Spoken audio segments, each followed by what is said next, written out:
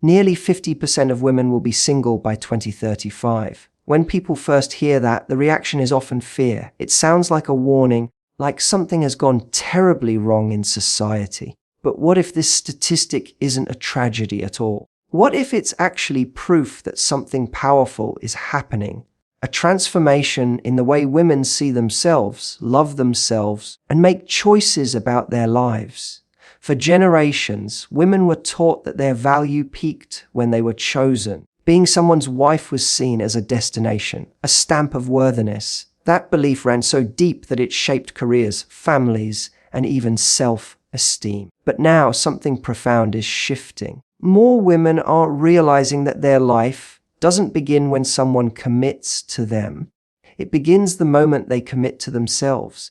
This rise in singleness isn't about giving up on love. It's about giving up on the idea that love is the only thing that validates a woman's life. It's about stepping away from relationships that drain, diminish, or demand the loss of self. It's about recognizing that peace, purpose, and personal growth are not things you wait for until someone joins your story. They are things you cultivate on your own right now. We live in a world that once made marriage a survival strategy. Not long ago, a woman without a husband faced limited options, financially, socially, even legally. So she often had to choose security over compatibility, stability over joy. But that world is fading. Today, women are earning their own money, building their own businesses, creating networks of support that don't rely on a partner. They're no longer trapped by survival. They're guided by choice. And that's a revolutionary shift. Being single, then,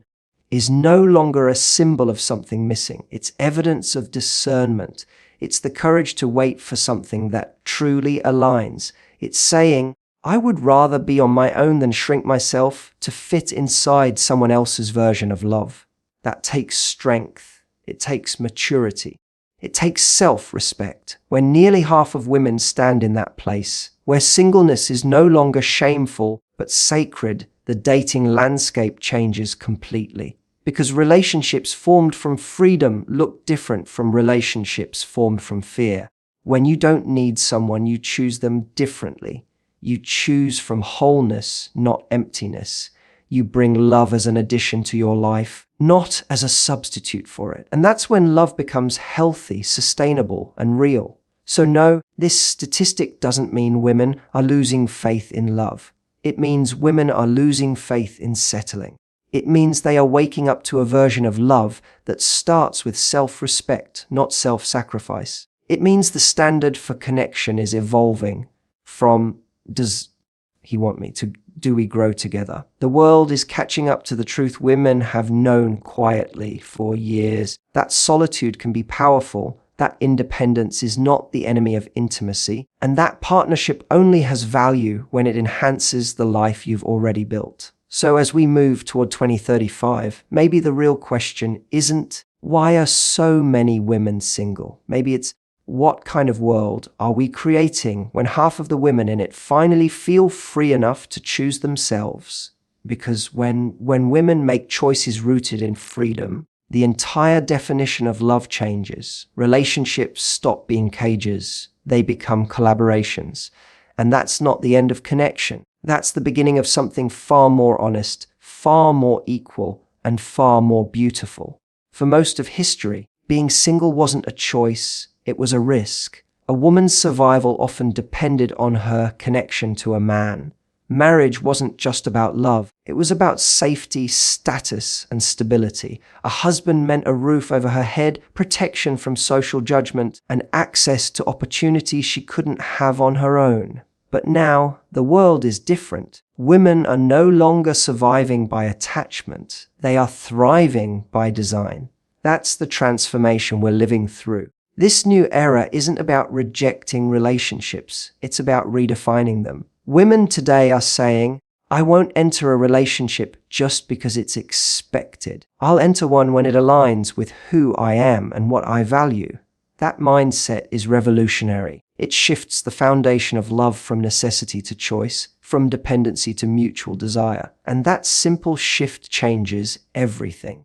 When a woman no longer needs someone to survive, she's free to choose someone who helps her grow. That's an entirely new kind of relationship, one built not on fear of being alone, but on excitement for what's possible together. It's a partnership between two people who already have full lives and simply want to share them, not fill a void. That's love in its purest form. There was a time when a woman staying single was seen as failure. Society whispered that something must be wrong with her, that she was too picky, too ambitious, too much. But maybe being too much was never the problem. Maybe it was that the world asked women to make themselves smaller to fit into the limited roles it created for them. Today, women are refusing to do that. They are saying, I will not apologize for my standards. I will not apologize for wanting depth, kindness, respect, and partnership. That decision, to wait until love adds value instead of pressure, comes from strength, not bitterness. It's the result of generations of women who fought for the right to stand on their own. Every time a woman chooses peace over chaos, purpose over pretense, authenticity over approval, she is rewriting what love means in this century. And yes, that means fewer women are rushing into relationships, but it also means the relationships that do form are more intentional, more balanced, and more emotionally intelligent. When you're not driven by survival, you're free to connect from your soul, not your fear. You're free to ask, do we inspire each other? Do we communicate with honesty? Do we make each other better? Instead of, will he stay? Will this be enough? That's why this rise in singleness isn't sad. It's a sign of growth. It means women are learning to live without attachment, and from that independence, they're finding a new kind of power. Power that doesn't demand perfection, but demands truth. Power that says, I'm whole already, and love will only be welcome if it honors that wholeness. The beauty of this transformation is that it doesn't exclude men. It invites them to evolve too. When women are no longer dependent, men are free to step into relationships not as providers or protectors, but as equals, partners, and friends. Love becomes a collaboration between two people who stand tall beside each other, not one leaning on the other to stand at all. So when we look at that statistic, half of women single by 2035, we shouldn't see isolation. We should see liberation. We should see a generation of women no longer making choices from fear, but from freedom. Because when love is a choice instead of a condition for survival, it stops being an obligation and starts being an adventure. And maybe that's what real progress looks like, a world where women no longer settle for staying just to feel safe, but choose to stay only when they feel seen. For a long time, fulfillment was defined by a single storyline. Grow up, fall in love, get married, have children, and build your life around that picture. That was the script, and any woman who didn't follow it risked being labeled incomplete. But the world has changed. Today, fulfillment wears many faces, and one of the most powerful shifts of our time is that women are no longer waiting for romance to feel whole. They're creating lives rich with purpose, adventure, and meaning on their own terms. This new definition of fulfillment isn't about rejecting love. It's about expanding it. It's about recognizing that love can come from many places: your work, your passions, your friendships, your growth. It's understanding that connection is not limited to a romantic partner. It can be found in a community that lifts you, a mission that drives you, or even a quiet morning when you realize you're proud of the person you've become. The old version of happiness told women that life would finally make sense when someone chose them. Now, women are choosing themselves, and that's transforming everything. They're building careers that give them purpose, traveling alone because they crave experience, investing in friendships that nourish them, and prioritizing mental and emotional health. These are not acts of rebellion, they're acts of alignment. When a woman discovers her worth outside of a relationship, she becomes free to love without losing herself in the process. That's what fulfillment looks like now. It's not about what completes you, but what expands you. A fulfilling life isn't one where every box is ticked according to society's timeline. It's one where you wake up and feel grounded, inspired, and authentic in your own story. Some women find that through motherhood, some through building a business, some through creating art or making change. And none of those paths are lesser or greater. They're just different expressions of the same truth, that meaning is personal. It's easy to see why this change might make some people uncomfortable. When women stop defining success by marriage or relationship status, it disrupts an entire social expectation. It asks deeper questions: what truly makes a life valuable? What does partnership mean when you don't need one to feel fulfilled? These are the questions women are courageously asking, and in doing so, they're expanding the definition of what it means to live a beautiful life. Fulfillment today is multidimensional. It's about contribution, connection, and growth. It's about balance, having time for love, but also for solitude. It's about realizing that happiness isn't something that comes after the wedding, or the baby, or the next milestone. It's something you cultivate in the small, honest moments of your own becoming. And here's the irony. When women build fulfilling lives independently, they actually create stronger foundations for love. Because when you're not relying on someone else to make you happy, you show up to relationships whole, not half. You don't cling out of fear. You connect out of choice. You love because you want to, not because you have to. That kind of love is freer, deeper, and far more real. So, when we talk about nearly half of women being single in the next decade, we're not talking about a lack of fulfillment. We're talking about a redefinition of it.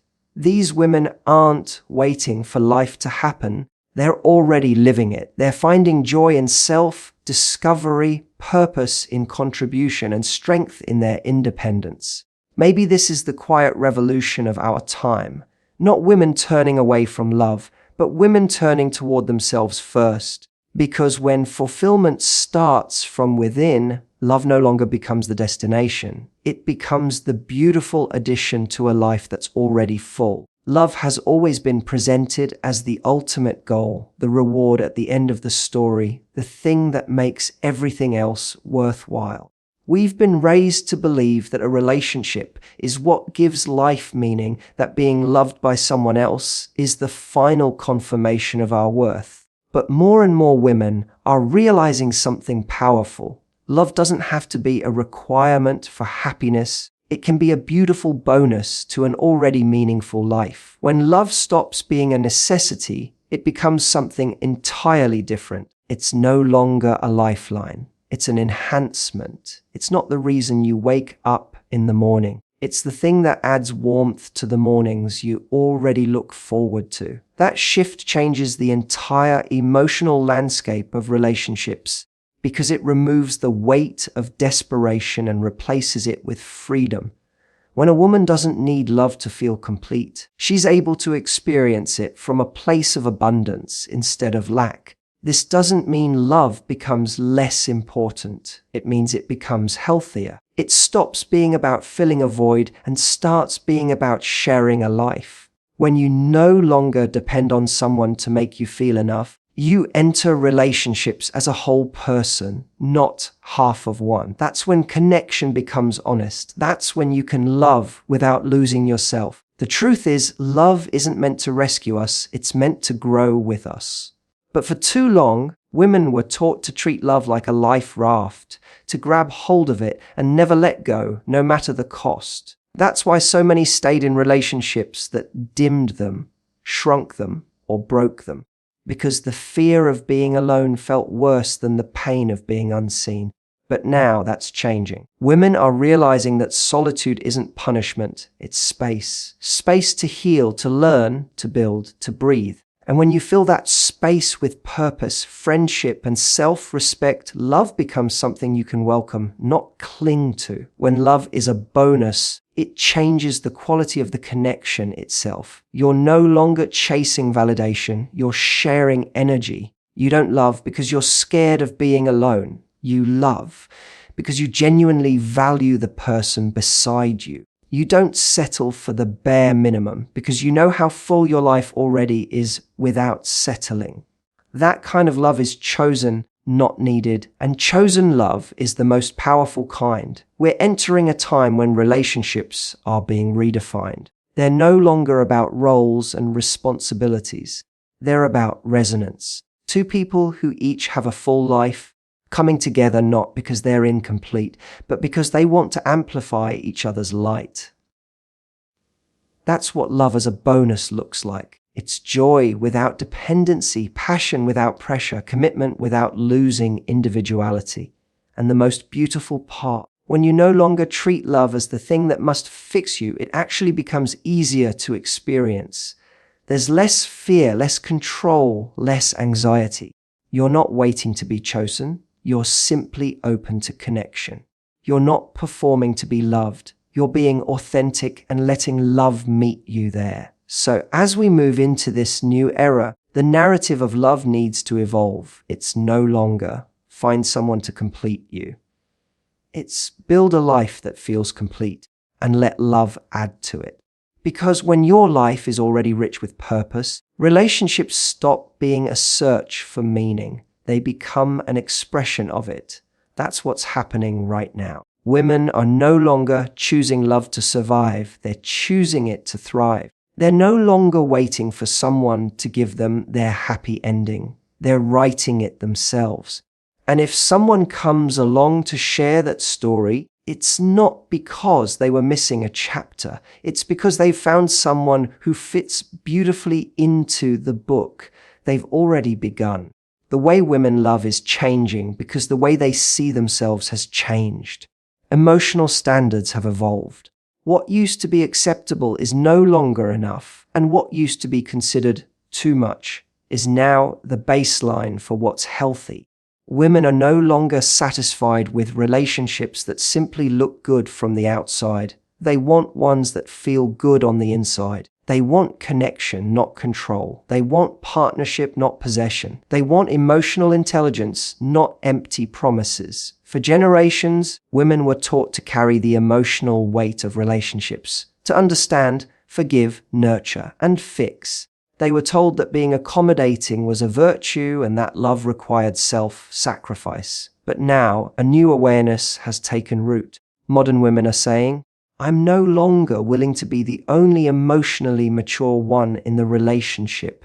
They're no longer signing up to mother the men they date or to shrink their needs just to keep the peace. They're looking for partners who meet them at eye level, who bring emotional depth and effort, not excuses. This shift isn't about demanding perfection, it's about expecting reciprocity. Emotional intelligence isn't a luxury anymore, it's a necessity. Women want partners who can communicate, who can handle difficult conversations without shutting down or running away, who can own their mistakes and grow from them. They want emotional safety, where they can express themselves without fear of being dismissed or labeled as too sensitive. That's not being demanding, that's being self-aware. And this evolution is reshaping relationships in a profound way. The rise of single women isn't just about independence, it's also about discernment. Many are single not because they can't find love, but because they're unwilling to settle for connections that lack emotional depth. They'd rather be alone than with someone who doesn't know how to listen, empathize, or show up. That's not loneliness, it's integrity.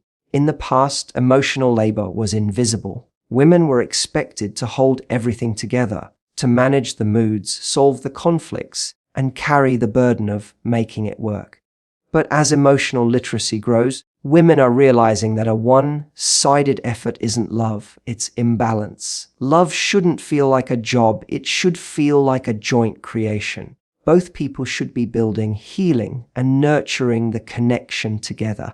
And here's what's truly beautiful about this change. When emotional standards rise, the quality of love rises with them. Relationships become more honest, more supportive, more sustainable. Two emotionally aware people can disagree without destroying each other.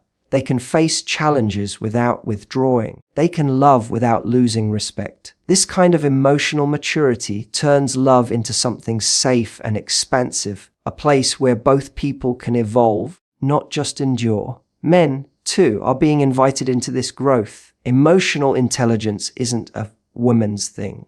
It's a human thing. As women raise their standards, they're not shutting men out, they're challenging them to rise. They're creating space for healthier dynamics where vulnerability is valued and strength is redefined. Because true strength isn't about being stoic, it's about being self-aware enough to show up with honesty and heart. So when we hear that nearly half of women will be single by 2035, we shouldn't assume they've lost faith in love. We should understand that they've raised their standards for it. They're no longer impressed by charm without consistency, attention without intention, or attraction without emotional availability. They're choosing emotional quality over quantity. This evolution in standards isn't about making love harder, it's about making it real. Women are no longer chasing fantasy, they're inviting authenticity. And maybe that's the lesson here: the more emotionally intelligent love becomes, the fewer people will settle for anything less. Because when you've learned to nurture your own peace, you'll never again choose a love that costs it. For too long, society has written the story of women's lives through a single lens, one that measures success by relationship status. If she's married, she's stable. If she's single, she's searching. But that narrative is collapsing, and rightly so. Women today are reclaiming the story, taking back the pen and rewriting what it means to live fully. The question is no longer, why are so many women single? But what does it say about the way women are finally honoring themselves? This shift is not about rejecting love. It's about redefining power. Being single is no longer a state of waiting. It's a state of ownership.